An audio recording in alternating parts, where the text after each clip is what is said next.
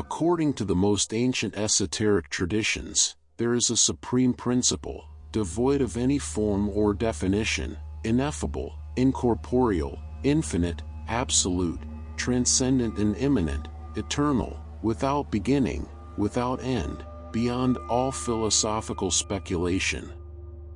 This principle manifests itself through cosmic cycles.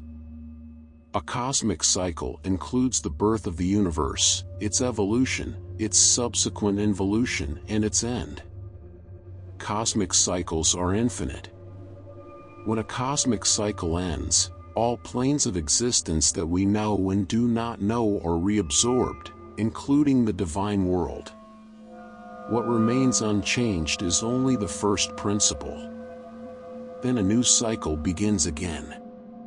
The duration of a single cosmic cycle is unimaginable to us, and all the most ancient traditions agree in dividing it into 4 eras, as far as our plane of existence is concerned.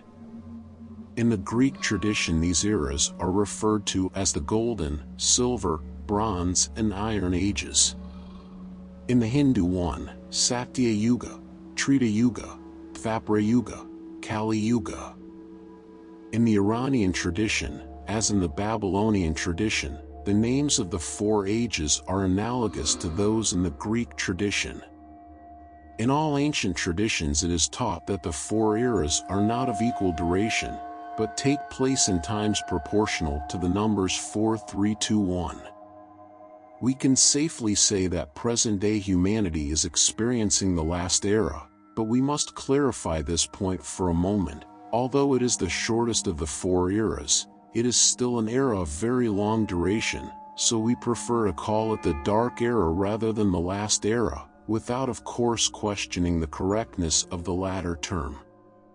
In our view, this last era of the present cosmic cycle began relatively recently, about 5,000 years ago, with the beginning of mankind's known civilization. The answer lies in its description in ancient traditions, and we will highlight some aspects of it from various sacred texts, mostly from the Vishnu Purana. The lower castes lose all respect for the upper castes. In fact, they become the most respected castes. The servant class will prevail and rule. This is a clear allusion to the spread in this era of democracy as a form of government. The people elect their representatives and entrust them with the government, but these representatives are obviously in the image and likeness of the people, with all the consequences that entails, and it is unnecessary to go into details.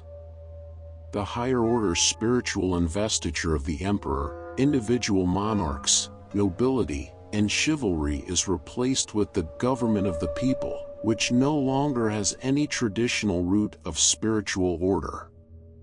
The traditional order of divine origin is overturned into a disorder that no longer has any credible authority. He who will possess more money will be master of men who will concentrate their desires on the acquisition, even dishonestly, of wealth. Nobility will be determined solely by a person's wealth. Material wealth and, at a lower level, physical appearance will be what makes a person admirable. It is for all to see that we are in the presence of a decline of all spiritual values and a rise of the material value of possessing money. Merchants and bankers have always existed, but although rich and wealthy, they never had access to chivalry or nobility. They were always regarded as members of the people, as they had no access to traditional spiritual forms, let alone could have understood them. In recent centuries, however, these very classes increasingly assume dominance, imposing on humanity the only value they are able to understand: money in the possession of wealth. Labor is exalted, which for millennia had been considered a characteristic of serfs, a dishonor reserved for the people. Finally, the passage predicting the importance that will be given to physical appearance in the last age is striking. Moral sanity and law will decrease day by day, until the world is totally perverted and ungodliness prevails among men. there will be a general moral corruption. Women in this age will become lascivious and immoral by nature and will be selfish, abject, lying, dissolute, and attach themselves to the dissolute. They will become the object only of sensual satisfaction. Marriages will cease to be a ritual. It is before everyone's eyes that we are in the presence of the total overturning of values that had been held as valid from time immemorial. What had been considered vile and abominable for millennia is exalted and imposed on the population as righteous and modern, especially through the media in this era. We see this age characterized by materialism, lack of any moral law, worship of the money god, drugs, dissolution of the family, increasingly widespread adultery, abortions, fun as an absolute value, etc. We find the same prophecy in a much more recent text, St. Paul's second letter to Timothy. You must also know that in the last times difficult times will come. Men will be selfish, lovers of money, vain, proud, blasphemers, rebels against parents, ungrateful, without religion, without love, disloyal, backbiters, intemperate, intractable, enemies of good, traitors, brazen, blinded by pride, attached to pleasures more than to God. During this era there will be a development in material technology, contrasted, however, with an enormous spiritual regression. The last era will be the only time when irreligion will be predominant and more powerful than religion. A simple ablution will mean purification. The race will be incapable of producing divine births. Priestly robes will replace priestly qualities. Deviated by unbelievers, men will insolently ask, what authority do traditional texts have?